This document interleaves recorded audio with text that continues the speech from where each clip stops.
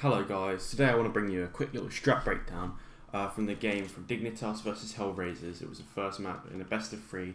It was the DreamHack, I'm not sure, I think it was a DreamHack Tours finals. And it was a execute from Dignitas that I found really cool. So we're just going to let the auto direct play and see what the auto direct thinks is important. So as you can see, it's going to be a full buy round there for Dignitas, no warps because they don't really have any star warpers, and on the Hellraisers it's kind of a force, 3 FAMASes, an M4 and a scout on Oscar. But we know how good Oscar is, so let's take a look at the minimap. It looks like 3 players are going to be heading up Cat. They take down Oscar, who was playing on Cat, but Angel sprays through the smoke and gets KB. Tensky still watching tons, Rubino watching long doors. So basically they're just holding right now, making sure they got positioning. I think this might be Dignitas' default. Just getting info, not really playing. Well, they got the pick on Cat, but they were just trying to get Cat control. They weren't looking for the pick, but it looks like Rubino's going to be walking back so as not to alert Bondic that he's moved. Tensky's going to be moving towards Cat, so it's going to be a quick Cat execute. So as you can see, Config's already in that corner for the smoke, ready. And MSL is getting ready to throw a quick smoke into CT spawn. They're all ready. There's going to be a flash from Rubino. The smoke pops, the smokes pop, the flash comes in, and they're going to execute. Don't know why it's focusing on 0. Come on, auto director. Do your thing. There you go. So Config takes down Angel, who was mid. I think he was, so probably went to CT. Bondic does manage to get around the smoke to Rubino. But then, the timing on this, Config's timing managed to get ripped around the back of Bondic. I watched this live, and manages to shoot him in the back of the head, and it's just easy play from there. Where's the bomb planted? The bomb is planted for Cat. They only have the 1 player on Cat, so that probably wasn't the best idea, but either way, it's not too hard to take control, and Config's going to be quickly wrapping around the back, trying to pick him off. So, that's the execute. Let's get right into the specifics. So as you can see, we're going to be spectating Config first to see what he does. So it looks like he's going to go up outside long and post up just up by the side of top middle. So that if anyone pushes to try and get a cheeky frag because they had force ball and they should have known the economy was low, in case they try and push up, you can get an easy frag at least. So they get flashed out middle, and Config is just going to be holding the angle for a push, and he's going to flash his teammate in so that they can take more catwalk control. He's then going to hold the angle, make sure no one else pushes, no one else peeks, no boost or anything, and he's going to get in position for a smoke. He's ready for it. He's also making sure the push doesn't come in still. Basically, they're just holding right now. They're trying to maintain control. Re-peeking, making sure that no one else is pushing. If anyone else had pushed at that angle, Config would have a headshot angle on them. So, as the team get ready to burst out of Cat, they get ready to throw his smokes. Config lines up his smoke, which is going to land as to block off long, so that they can get a pick on A ramp. He throws the smoke and he jumps down CT. He knows that there's a guy at CT. Here's a mech behind him and shoots him in the face. Easy. It should be easy entering. MSL gets a pick and he knows where he is. Here's his footsteps. He creeps through the smoke, this is just his play. This isn't going to happen. If you do this execute, easy shot in the back of the head, and now it's a 3-on-1, and they can afford to hunt. They have all avenues sorted, and that's going to be Config's role in that execute. As you can see now, we're going to be spectating MSL and seeing what he does. So as you can see, he also goes up long with 3 other of his teammates, including Config, and he's also going to be watching the middle push, but in case he does, Config's waiting there for him. He's then, once the smoke goes down, MSL is going to pop flash for everyone, so that they can peek middle in case there was someone pushed up. And he's going to take the aggressive stance and try and look for an entry. He's going to get the quick entry onto Oscar. His teammate's going to flash him as he peeks the angle, and he's going to jump up, check no one's hiding at the little rice bags or in the far left corner of long. Okay. So now he's just going to be holding middle, make sure no one peeks, no one pushes aggressively, nothing happens. They're just going to be maintaining the control of Cat. They don't want to lose control of anywhere on the map actually. They have a player in tunnels, they have a player on Cat, they have they did have a player outside long, but now they're all getting ready to execute onto Cat. So MSL making sure just for until the last few seconds, MSL's going to push up. I think MSL's going to get smoke ready to throw. He's going to throw a smoke. It's going to land in CT, which will enable Dignitas to jump down and entry from CT side of ramp onto ramp. So he's going to throw that smoke. It looks like MSL is going to come up Cat, and he's going to look for a quick entry right now.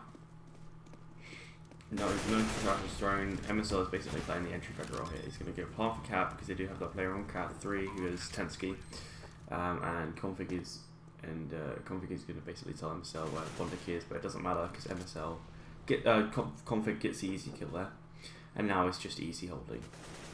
That was MSL's role. He was basically playing the entry fragger. Yeah, thanks. So right now we're going to spectate Tensky, who is the only player who's going to be heading towards B tunnels. So what's actually interesting is he actually gets a decoy grenade, which he could have got so many other grenades for that, but he throws it there for the appearance of more players being there, or at least to show the presence. And it's only $50, so it doesn't really make a difference. He's going to make sure that there was no push into lower tunnels, as no one could have checked that from long. They were waiting for the Xbox smoke, but now he's just going to be holding when he realizes the smoke should be fading. So he's just going to be holding, peeking, checking angles, trying to get intel on where the enemies are. And he's not going to see anyone, but be telling his team this, but they still want to execute Cat. Executing B probably would have been the better idea here. Tensky could have got an easy kill and just taken the whole B bomb site. All he had to do was hold for that one player middle, who is going to be Angel, excuse me. That's all he'd have to do, hold that after getting the first kill. And then as his team starts executing, he jumps up on Xbox, gets onto Cat, and I think Tensky's going to be throwing the smoke right here. Yeah. So you walk into the back of that platform, throw a smoke there, and he's going to looks like he's going to flash. Oh, his teammate blocks his flash, but that smoke would allow him to fire the flash around. Oh, he dinks his teammate. Unfortunate from Tensky, but still, Tensky's just going to be basically holding on Cat and making sure no one pushes up behind him, no flank. Basically going to ignore everyone else. He's waiting for Zero, essentially, but Zero should have heard that. I'm not sure. Yeah, but he spots out Zero. Zero spots him out, and Tensky's just going to be waiting on the Cat area still, trying to get the pick onto Zero, but drops down, doesn't take the engagement, doesn't overcommit. And that should be the round for Tensky. Tensky's going to be that kind of support player, the person who flashes them in, who smokes them in, who holds the flank in after plant. That's Tensky's role in this. So as you can see, we're going to be spectating Kirby right now. So he's also going to head out along with his players, and he's going to be just peeking middle, make sure no one's pushed up, not as far as the other teammates could see. And it looks like he's going to try an entry onto middle. The flash comes in. He comes with config and MSL, but he's going to be careful, more wary of middle than anyone else.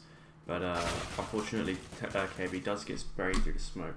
But what I would have imagined would have happened with KB was he would have entered through CT and helped. I think it was config. Yeah, it was config, and helped config help him trade frag as the other three players did come up onto short all the way onto the site.